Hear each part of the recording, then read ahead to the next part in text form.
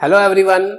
Last lecture में हमने कुछ some basic terms use in thermodynamics वो किया था, जिसमें हमने डिफरेंट टर्म्स जो थर्मोडायनेमिक्स में यूज होती हैं उसको किया।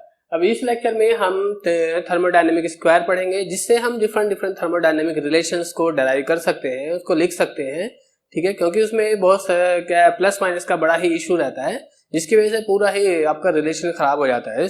तो इसलिए हम उसमें इस थर्मोडायनेमिक स्क्वायर से अगर हम उसको लिखते हैं तो तब उसमें हमें प्लस माइनस का कोई इशू नहीं आता है। तो इसलिए हम ये थर्मोडायनेमिक्स इस नए टॉपिक को स्टार्ट करने से पहले मैं आप लोगों को बता दूं, जो लोग अभी नए हैं, जिन्होंने अभी तक हमारे यूट्यूब चैनल को सब्सक्राइब नहीं किया है, तो please subscribe it and press bell icon. तो let's start now. Thermodynamic square एक डायग्राम होता है जिसमें हम कुछ थर्मोडायनेमिक फंक्शंस होते हैं और थर्मोडायनेमिक रिलेशंस होते हैं।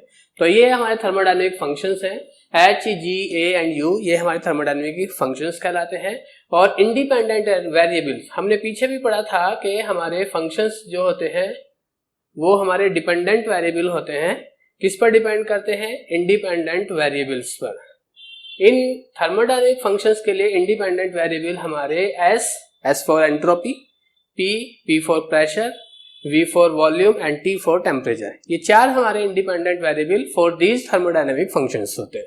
इस थर्मोडायनेमिक फंक्शंस में जो H है ये हमारा एंथैल्पी कहलाता है, G हमारा Gibbs free energy, A Helmholtz free energy.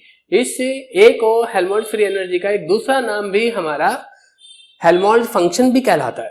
एक और दूसरा है हमारा इंटरनल एनर्जी। इंटरनल एनर्जी को हम E से भी रिप्रेजेंट करते हैं थर्मोडायनेमिक्स के अंदर, जबकि ये E हमारा जब हम इलेक्ट्रोकेमिस्ट्री पढ़ते हैं तब ये हमारा पोटेंशियल होता है। तो यहाँ थर्मोडायनेमिक्स में E हमारा इंटरनल एनर्जी होता है। तो ये जो हमारे थर्मोडायनेमिक फंक्शंस हैं, हमने इस एक स्क्वायर बनाया, उस स्क्वायर के सेंटर पर, हर साइड के सेंटर पर हमने थर्मोडायनेमिक जो आपके फंक्शंस हैं उनको रखा, और जो कॉर्नर्स हैं उस पर हमने independent variable for these thermodynamic functions को लिखा। तो S entropy, P for pressure, V for volume and T for temperature. ये तो है हमारे independent variable for these thermodynamic functions. और H, G, A and U ये है हमारे थर्मोडायनेमिक फंक्शंस। ठीक है, अब इसको याद रखने के लिए इनको इसी सीक्वेंस में आपको इसी प्लेस, जहां जहां इनका प्लेस है वो फिक्स है, वो उसको आपको उसी तरह से याद रखना पड़ेगा। याद रखने के लिए आप इसमें कुछ मेमोरी एड बना सकते हैं, जैसे S फॉर सत्य, P for Prakash, V for very, T for tired. सत्य, प्रकाश, वेरी, टायर्ड। आप इसको इस तरह से याद रख सकते हैं, या कुछ लोग इसको ऐसे भी रखते हैं, SPTV से सपोर्टिव। Hg हमारा मरकरी का सिंबल होता है। AU हमारा गोल्ड का सिंबल होता है। ठीक है, मरकरी गोल्ड। कुछ लोग इसको मरकरी गोल्ड की तरह से ना याद रखा है, ऐसे भी रखते हैं, हे गोल्ड आपको उठा ले। कुछ लोग ऐसे भी बोलते हैं। किसको उठाना है ये तो अभी फिलहाल इसको मन में माइंड मत करना। ठीक है, जैसे ये तो क्या है, एक मेमोरी ऐड है, इसको याद रखने के लिए हमने एक बनाया है। ठीक है, अब आते हैं इससे हम कैसे थर्मोडायनेमिक रिलेशंस को डेराइव करते हैं। तो let's start now thermodynamic relations. तो पहला थर्मोडायनेमिक रिलेशन हम एंथैल्पी का लिखते हैं। एंथैल्पी हमने कहा था कि ये एक वेरिएबल है। वेरिएबल के लिए हम चेंज देखते हैं, तो change in enthalpy DH। Same ऐसे ही H किस के बीच में रखा है, S और P के, क्योंकि ये भी हमारे इंडिपेंडेंट वेरिएबल हैं, वेरिएबल भी चेंज होते हैं, तो हमने उनको भी DS और DP की फॉर्म में लिखा। अब ये जो हमने एरो लगाए हैं ऊपर से नीचे की ओर, इन एरो को आप नीडल मानिए। जैसे कोई नीडल है या कोई एरो है, तो क्या अगर आपसे दूर जा रहा है तो आपको कोई नुकसान नहीं पहुंचाएगा, नुकसान नहीं हो रहा है तो दैट इज प्लस। अगर एरो आपकी ओर आ रहा है तो आपको हिट करेगा, आपको नुकसान पहुंचाएगा, नुकसान का मीनिंग माइनस। ठीक है, तो यहाँ पे हमने DS से देखा कि एरो हमारा दूर जा रहा है, तो दूर जा रहा है तो कोई नुकसान नहीं हो जाएगा, प्लस। और जिसकी ओर जा रहा है उसकी हमको मल्टीप्लाई करना है, तो ये T की ओर जा रहा है तो दैट इज TDS। दूसरा DP से एरो इससे भी दूर जा रहा है, तो यहाँ पर भी हमने प्लस लगाया। किसकी ओर जा रहा है? V की ओर, तो हमने V की यहाँ पर मल्टीप्लाई किया। तो ये हमारा पहला थर्मोडायनेमिक रिलेशन हुआ। और इसमें भी आपको क्या है, अब ये जो H है वो हमारा किस पर डिपेंड कर रहा है, इसके चेंज पर और इसके चेंज पर, DS और DP। तो ये अगर आपने कहा कि मैं नहीं, इसका मीनिंग ये भी हुआ कि हम H को ऐसे बोल सकते हैं, H is a function of S and P। और आपने कहा कि एक हमारा वेरिएबल हमारा फिक्स कर देते हैं, हम उसको कांस्टेंट मान लेते हैं। अगर आपने s को कांस्टेंट माना, एट ए कांस्टेंट s पर ds का वैल्यू 0 हो जाएगा, ये पार्ट 0 हुआ, तो ये क्या बचा हमारा, अब हम इसको dh को डेल h लिखेंगे। डेल h हमने पीछे भी पढ़ा था, जब हम डिफरेंशिएशन वाला आपने लेक्चर आपने देखा होगा, तो उसमें हमारा पार्शियल डिफरेंशिएशन था। पार्शियल डिफरेंशिएशन में ये होता है जब हमारा कोई फंक्शन दो वेरिएबल का फंक्शन होता है और एक वेरिएबल को हम कांस्टेंट मानकर तब हम उसको डिफरेंशिएट करते हैं, तो ये हमारा पार्शियल डिफरेंशिएशन कहलाता है। तो यहाँ पर भी ये dh की जगह हमने अब डेल h किया, क्योंकि हमने एक वेरिएबल को कांस्टेंट कर दिया, इक्वल्स टू v इंटू, ऐसे यहाँ पर भी dp को हमने डेल p लिखा, कांस्टेंट हमारा s चल रहा है। और अगर हम इतने पार्ट को इधर ले आए तो इधर ये मल्टीप्लाई में ये वाला पार्ट इधर आकर डिवाइड में आ जाएगा। अब ये हमारा del h by del p at constant s equals to v Q हुआ। तो change in enthalpy with respect to change in pressure at constant entropy is equal to volume. ठीक है, इसी को हम इस तरह से भी लिख सकते हैं। दूसरी बार में हमने इस बार कांस्टेंट किया एट ए कांस्टेंट p। अगर हम p को कांस्टेंट मानेंगे या रखेंगे तो dp का वैल्यू 0 हो जाएगा। इस बार ये वाला पार्ट हमारा 0 हो जाएगा, ये पार्ट 0 हुआ, तो अब हम इसको इस तरह से लिख सकते हैं, del h at constant p equals to t into del s at constant p। तो ये हमारा ये हुआ। इसके बाद इसी को अगर आप थोड़ा और रीअरेंज करते हैं तो डेल h, इस डेल s को इधर ले जाइए, ये इधर मल्टीप्लाई में उधर जाकर डिवाइड में आ जाएगा। Del h by del s दोनों के लिए कांस्टेंट p है, at constant p equals to t।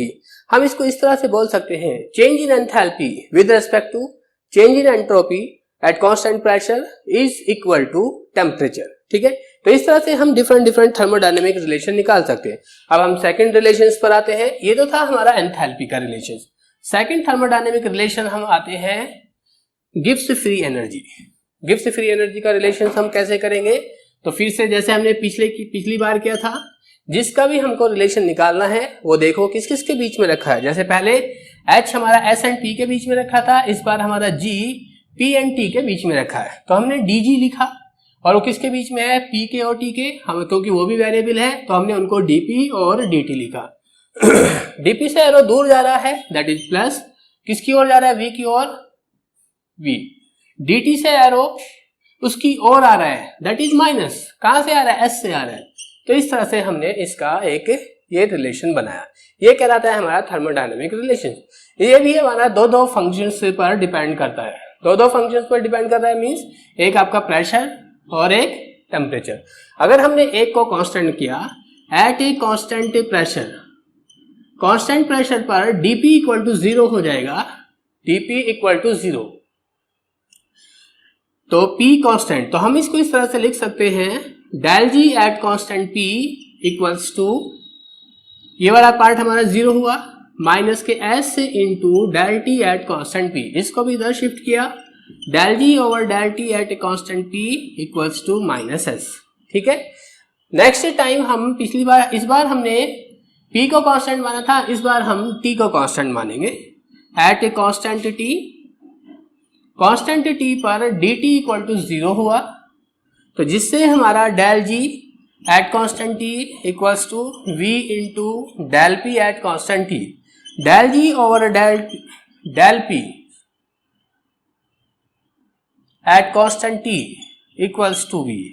तो ये हमारा कुछ थर्मोडायनेमिक रिलेशंस हुए जो हमने इस थर्मोडायनेमिक स्क्वायर से निकाले। अब तीसरे वाले पर आते हैं। नेक्स्ट थर्ड है हमारा ए की फॉर्म में, सेम जैसे आपने पिछली बार किया सेम इसी तरह से हम इस बार ए की फॉर्म में करेंगे। डी ए इक्वल्स टू कितना हुआ, डी ए किस किस के बीच में रखा है हमारा, डीवी और डी के बीच में। डीवी से एरोस की ओर आ रहा है, दैट इज माइनस, कहां से आ रहा है, पी से आ रहा है, माइनस पी डीवी। डी से एरोस की ओर आ रहा है, दैट इज माइनस, कहां से आ रहा है, एस से आ रहा है, minus S D T.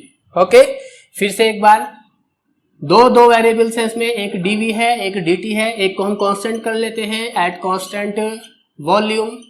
Constant volume पर dv 0 हो जाएगा, del a at constant v equals to minus s into del t at constant v हो जाएगा, del a over del t at constant v equals to minus s आ जाएगा।